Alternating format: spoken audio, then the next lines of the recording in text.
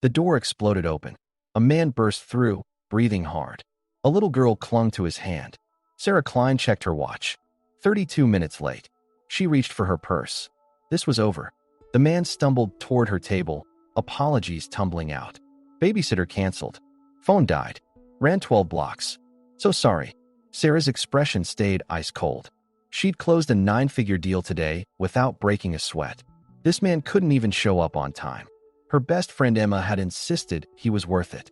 Emma was wrong. Sarah opened her mouth to end this. But the little girl stepped forward. She walked straight up to Sarah's chair. Big brown eyes stared up at her. Then she leaned in close. Her breath smelled like strawberry toothpaste. She whispered, "My daddy says my mommy became an angel when I was born. He says she watches us from the brightest star. She had pretty eyes, just like yours." The words hit Sarah like a bullet. The restaurant disappeared. 8 years ago. A hospital room. White walls. Antiseptic smell. A machine beeping. Then silence. A tiny weight in her arms. Warm, then not. 7 minutes. That's all she got. 7 minutes with her son Oliver before he stopped breathing. Sarah's hands started shaking. The armor she'd built for 8 years cracked. Tears fell. She couldn't stop them. This powerful CEO who never cried was breaking down in public because a 6-year-old whispered about angels. Thomas stood frozen, watching this elegant woman fall apart.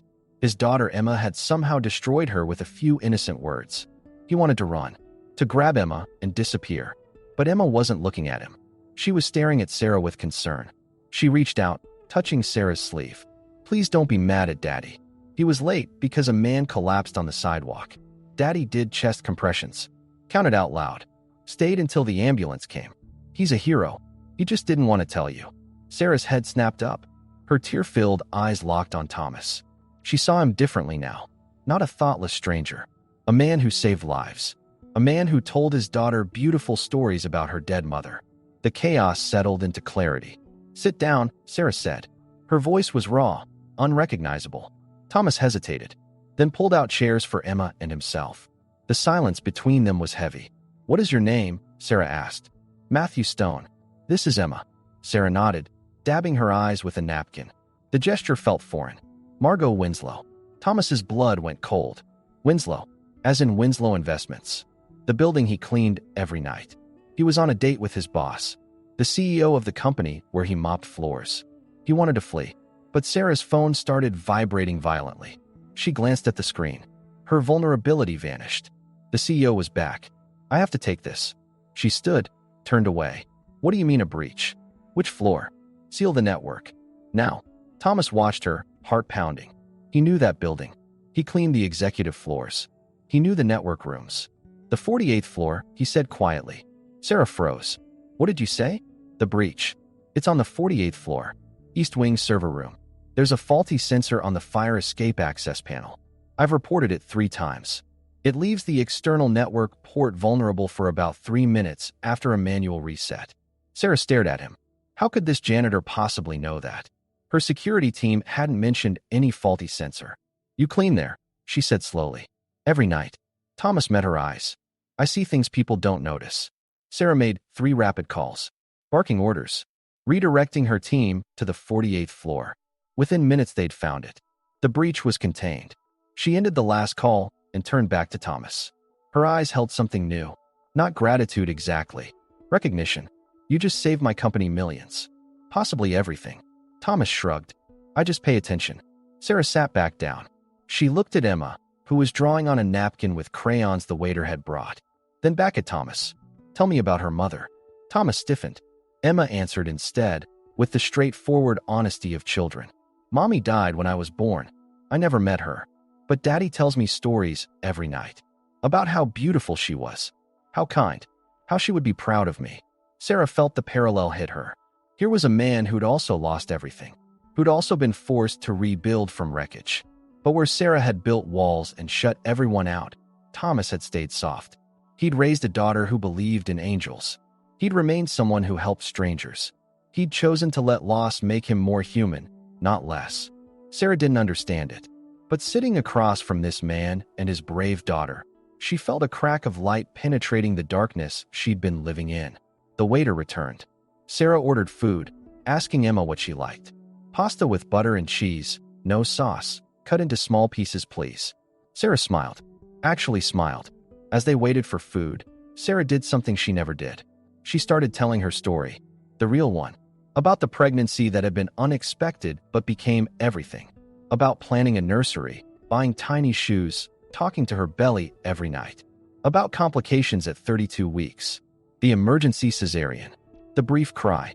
7 minutes of holding her son Oliver before the monitors went flat. About sealing up the nursery. Throwing herself into work with obsessive intensity. Building an empire to fill the hole nothing could fill. Her voice broke. Emma's small hand reached across the table and grabbed hers. The child's fingers were warm and sticky. They held on with surprising strength. Then Thomas spoke, for words that meant everything. I'm so sorry. Not empty platitudes. Genuine understanding from someone who knew. Sarah asked about his story.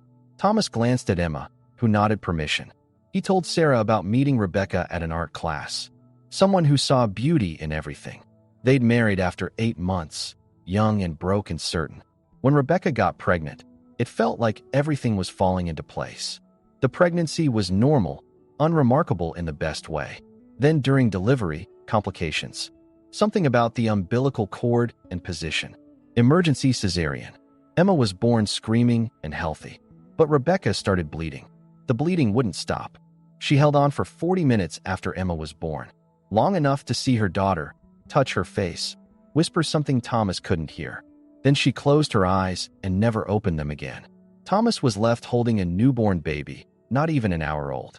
Trying to understand how to be a father when he'd just lost the person who was supposed to help him figure it out. The restaurant faded away.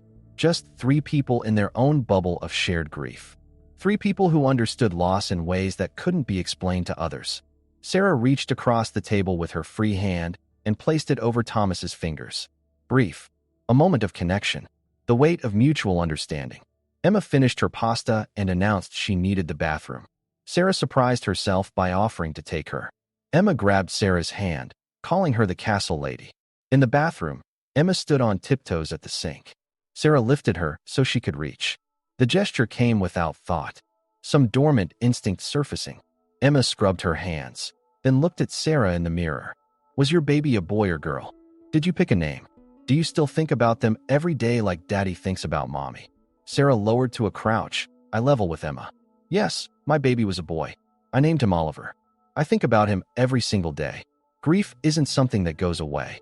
It's something you learn to carry, like a stone in your pocket, always there when you reach for it. Emma listened with peculiar stillness. Then she placed both hands on Sarah's face.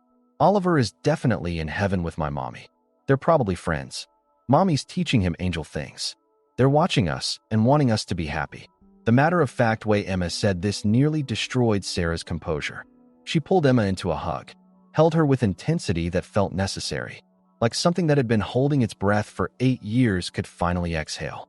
Emma hugged back fiercely, then whispered, Daddy says when people die, they leave little pieces of love in the people who knew them.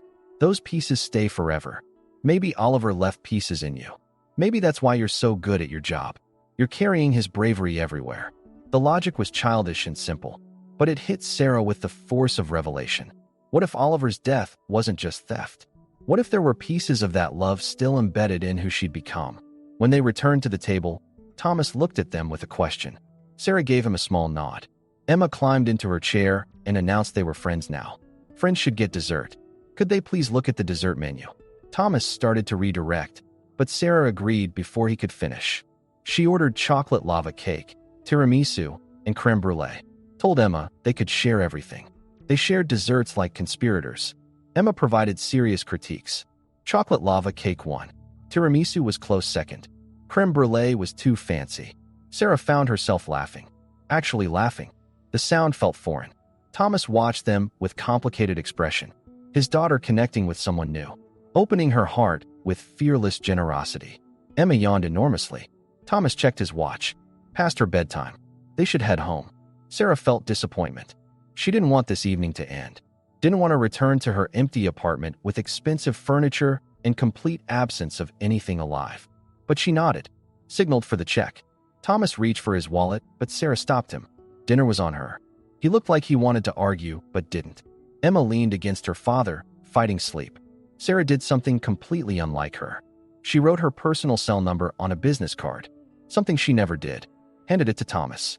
"I'd like to see you again, if that's okay." Thomas took the card, fingers brushing hers. His smile was genuine and warm. "I'd like that too." Emma would want to see her castle lady again. Maybe next time something less formal. The park. A museum. Sarah suggested the aquarium before thinking. She had connections there. Could arrange a private tour before crowds arrived. If Emma liked fish. Emma's tired eyes went wide. All sleepiness forgotten. Sharks. Jellyfish. Maybe touching a starfish. Thomas laughed. "That sounds amazing." They made plans to text later in the week. As Thomas helped Emma into her puffy pink unicorn jacket, Sarah watched them prepare to leave. This small family who'd cracked open her sealed world in a single evening. Emma let go of Thomas's hand and ran back, wrapped her arms around Sarah's waist in a fierce hug, then whispered, standing on tiptoes, "Oliver was lucky to have you as his mommy, even if only for a little while. I bet he's proud of you." Mommy always said love doesn't end when people die. It just changes shape. Like water can be liquid or ice or steam, but it's still water. The words hit Sarah with staggering force. She crouched down, pulling Emma into a proper hug, eyes burning with tears she no longer tried to hide. "Thank you. Thank you for saying what I needed to hear." Emma gave one more sleepy smile, then returned to her father. Thomas looked at Sarah with gratitude and wonder. "Good night. Text me anytime. I'm usually up early anyway." Then they were gone, disappearing through the doors into the night. Sarah sat back down slowly, stared at the remains of their dinner. Empty dessert plates with chocolate smears, half-full water glasses, crumpled napkins. She pulled out her phone, opened a new note, and began typing. She wrote about Oliver, things she'd never written before, memories kept locked away, the mobile that played Lullaby, feeling him kick during a conference call, the 7 minutes, his eyes opening once to look at her, being certain he saw her, knew her as his mother, the guilt she'd carried, the belief that if she'd been stronger, maybe he would have survived, the emptiness that followed, how she'd excavated her own heart. And then, for the first time, she wrote about tonight, about Emma's hand in hers, Thomas's kind eyes, the possibility that carrying grief didn't have to mean carrying it alone. 3 weeks passed. Sarah and Thomas texted nearly every day. He'd send photos of Emma's crayon drawings, elaborate castles and princesses and jellyfish that looked like purple blobs. Sarah found herself laughing at her phone during board meetings. She started leaving work at reasonable hours. Her assistant actually asked if she was feeling well. Sarah had donated to a hospital's neonatal unit, something she couldn't consider before. Now it felt like honoring Oliver instead of betraying him. She'd called her mother. They'd talked for 2 hours. Really talked. About Oliver. About grief. Her mother said grief was love with nowhere to go. Maybe Sarah had finally found a way to let that love flow outward. The morning of the aquarium visit, Sarah woke early, stomach doing nervous flips. She changed outfits 3 times, finally settled on jeans and a soft blue sweater. Emma had said it matched the ocean. She met Thomas and Emma at the staff entrance. Her contact, Dr. Chun, was waiting. Emma vibrated with excitement, bouncing on her toes, gripping both their hands, peppering Dr. Chun with questions before they'd passed the entrance. The aquarium before crowds was magical. Low lighting, blue glow from tanks. Their footsteps echoed in quiet. Emma pressed her face against every tank, breath fogging the glass, whispering to fish and rays and turtles, narrating stories about where they were going. When they reached the touch tank, Emma hesitated. She wanted to touch the rays, but was frightened. Standing at the edge, hands hovering over water, unable to commit. Thomas knelt beside her. It's okay to be scared. Also okay to try scary things. Brave doesn't mean not being afraid. It means being afraid and doing it anyway. But Emma still hesitated. Without planning it, Sarah knelt on Emma's other side, reached out to take her hand. We can do it together. Sometimes trying new things is easier when you're not alone. I'm nervous too. We can be brave together. Emma looked at her with enormous eyes, made some decision, nodded. Together, hands linked, they reached toward the water, touched a passing ray, skin surprisingly smooth and cool. Emma's face transformed into pure delight. She laughed, a sound of genuine joy. They all laughed. Dr. Chin smiled. After the tour, they went to Emma's favorite diner. Chocolate chip pancakes with whipped cream. They squeezed into a booth. Emma beside Sarah, Thomas across, ordered breakfast. Emma entertained them with theories about what fish were saying. Different voices for different species. Sarah found herself completely charmed, completely present, not thinking about work or emails. Just here, in this sticky diner booth, with a man whose smile made her feel something she'd thought was broken, and a child who saw past her defenses to something real underneath. Thomas caught her eye across the table. The look that passed between them was complicated. Attraction, certainly, but something deeper. Recognition between people who'd survived similar losses. Gratitude for seeing each other clearly. And something else, tentative and fragile. Hope. After breakfast, they walked to the park. Emma ran to the swings. Sarah and Thomas followed slowly. Ended up on a bench. Sitting closer now, shoulders touching. Thomas spoke quietly. Emma's been different these past weeks. Lighter somehow. Asking fewer questions about why she doesn't have a mommy. More settled. I think it has something to do with you. Having someone who understands loss. Who validates her experience in a way I can't. Sarah's throat tightened. Emma changed something in me too. I spent 8 years sleepwalking. Going through motions. Achieving things that looked impressive but felt empty. Emma's kindness, her acceptance, her ability to talk about hard things without shame, gave me permission to stop punishing myself. To stop believing moving forward meant forgetting. Thomas took her hand. Fingers rough and warm. They sat watching Emma pump her legs on the swing. Braids flying. Laughter carrying across the park. Sarah thought about Oliver. How he'd be 8 now if things were different. The parallel universe where she watched her own child on swings. That universe would never exist. The grief would never disappear. But sitting here, holding Thomas's hand, watching Emma play, Sarah realized something. This moment didn't diminish Oliver's importance. It honored it. Oliver had taught her about love in its purest form. 7 minutes of absolute devotion. What was the point of carrying that love if she never allowed herself to love again? Emma ran back, breathless and pink-cheeked, climbed into Sarah's lap without asking, sprawled across both of them, physically uncomfortable but emotionally perfect. She held something in her fist, opened her hand to reveal dandelions. Some yellow, some white and fluffy. These are wishes. You blow on the white ones and make a wish. It comes true. I picked them for you because you need extra wishes. The gesture was innocent and profound. Sarah took the dandelions with trembling hands. These weeds elevated to magic through Emma's belief. Emma instructed her seriously. Close your eyes. Think really hard about what you want most. Blow all the seeds off in one breath, or it won't count. Can't tell anyone, or it won't come true. Sarah closed her eyes, holding the dandelion in front of her face, feeling ridiculous and genuine. She thought about Oliver, carrying his love forward instead of burying it. Thomas and Emma, and the possibility of letting people in.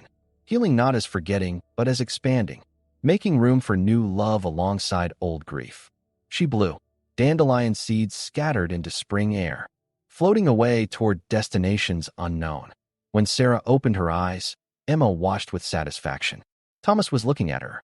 Tenderness and attraction and something deeper. Like he was seeing her, really seeing her, and liked what he saw. Emma announced she was going back to swings. Ran off with boundless energy, leaving Sarah and Thomas alone, still holding hands. Dandelion fluff drifting around them. Thomas spoke first, voice low and uncertain. I hadn't planned on this. On you. On any of it. When Emma's babysitter canceled and I showed up late with my daughter, I expected you to end the evening immediately. I've spent 6 years focused entirely on being Emma's father, making sure she grew up feeling loved despite the loss at her center. I hadn't considered there might be room for someone else.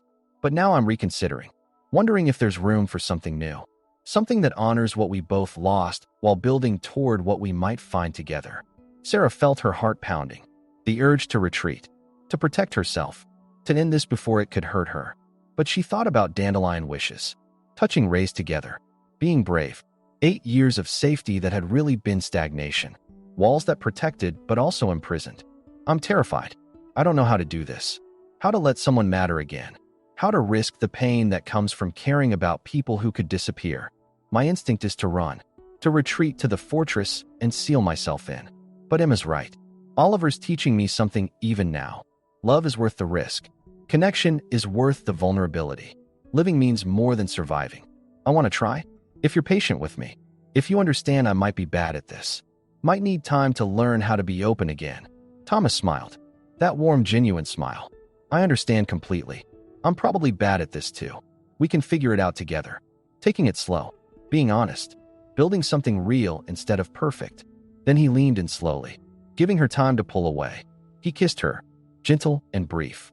Tasted like diner coffee and possibility. When he pulled back, Sarah found herself smiling. Really smiling. Emma, with impeccable timing, ran back to the bench. Stopped short when she saw them, eyes going wide. For a second, Sarah worried. But Emma's face split into the biggest smile. She did a little jump. This is the best day ever. Better than Christmas. I knew this would happen. I made a wish on my birthday candles that Daddy would find someone who could see angels. Sarah has angel eyes. Obviously, the wish worked. The logic was circular and childish and made perfect sense. Both Sarah and Thomas laughed. Emma wedged herself between them, taking each of their hands, creating a chain of 3 people who'd found each other through grief and were choosing to build something new. Sarah looked at this child who'd walked into her life and seen past every defense, whispered about angels and love. She looked at Thomas, this man who'd survived loss and remained kind, built a life focused on giving his daughter everything, was brave enough to help strangers and brave enough to risk his heart. She thought about Oliver, those 7 minutes that contained a lifetime, how she'd promised never to forget him. She hadn't forgotten, never would.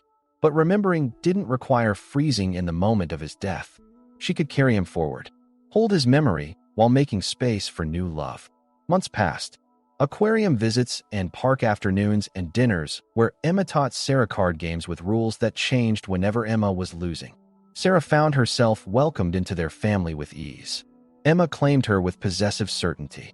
Thomas moved slower, more cautious, both aware they carried fragile cargo, healing hearts and a child who'd experienced loss. But the care they took made everything more meaningful. Every step forward a conscious choice.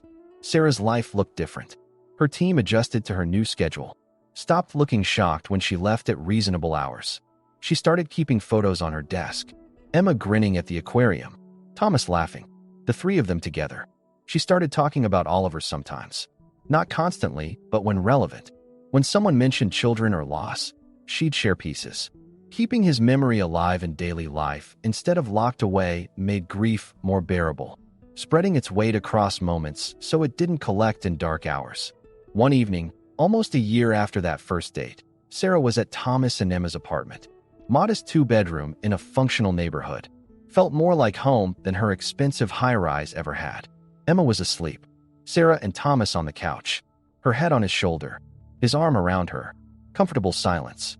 Thomas told her quietly, "I love you." The words hung in the air, simple and enormous. Sarah felt her heart race with fear and joy mixed together. She'd been expecting this, had known it was coming, but hearing it out loud felt monumental. Activated every instinct to protect herself, to retreat. But she thought about dandelion wishes, touching rays, being brave, about Oliver, how she'd loved him completely in 7 minutes and would never regret that love. About what Emma said, love leaving pieces that stay forever, carrying love forward instead of burying it. She realized Thomas was right. She loved him too, loved both of them. This man and his extraordinary daughter who'd made space in her defended heart. She told him, voice strong and clear despite fear, "I love you. Love Emma. Love the life we're building that honors our losses while reaching towards something new."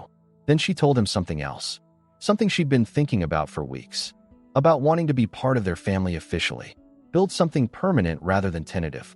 She wasn't proposing exactly, but saying yes to a question not quite asked yet, offering her own vulnerability, her willingness, her love. Thomas pulled back to look at her, eyes bright with emotion, kissed her with more intensity than usual careful tenderness. Sarah felt something settle in her chest, something unsettled for 8 years finally finding its place. They'd figure out logistics later, where to live, how to blend lives, what it meant to become stepmother to a child with an angel mother in the stars. But right now, Sarah knew with certainty this was right. Loving these people didn't diminish Oliver, but honored him. She could carry her son's memory while building a future. Grief and joy could exist simultaneously without canceling each other out. She thought about the woman a year ago, armored and isolated, convinced safety meant solitude. About Emma walking up to a stranger and whispering about angels. How that single act cracked open a sealed world. About Thomas, who'd stayed soft despite loss. Built a life focused on love rather than protection. Showed her other ways to survive grief. About Oliver.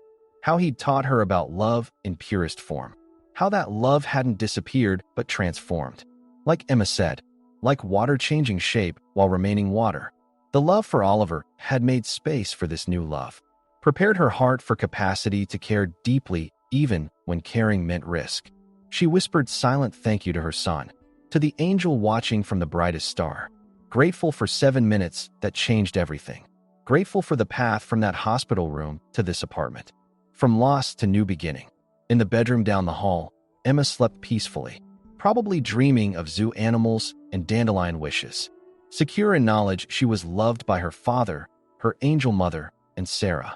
This woman who'd learned from a 6-year-old that love doesn't end when people die.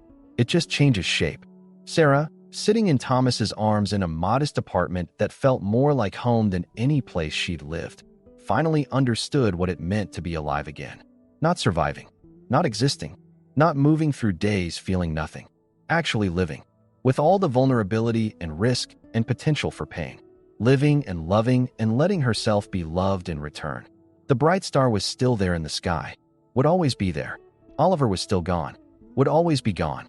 The grief was still real, would always be real. But so was this. Thomas's heartbeat beneath her ear, Emma's soft breathing from the other room. The feeling of being exactly where she was supposed to be. So was the future stretching ahead, uncertain and beautiful and worth reaching toward. So was hope, resilient and stubborn, refusing to be extinguished even after 8 years of darkness. Sarah Klein, who'd spent a decade building walls, had finally let them fall. On the other side wasn't the devastation she'd feared, but something she never expected to find again. Life. Real, messy, complicated, beautiful life. The kind worth living. The kind worth fighting for. The kind that honored the past while embracing the future. As she sat in the quiet evening, holding and being held, Sarah felt Oliver's presence not as absence, but as blessing. A tiny angel adding his light to the constellation of love that had formed when she'd finally been brave enough to let people in. The brightest star was shining, just like Emma always said. And down here, in an ordinary apartment in an ordinary neighborhood, 3 people who'd found each other through grief and chosen each other through love were building something extraordinary from broken pieces of their pasts. They were building a home, not in a place, but in each other. And that was everything.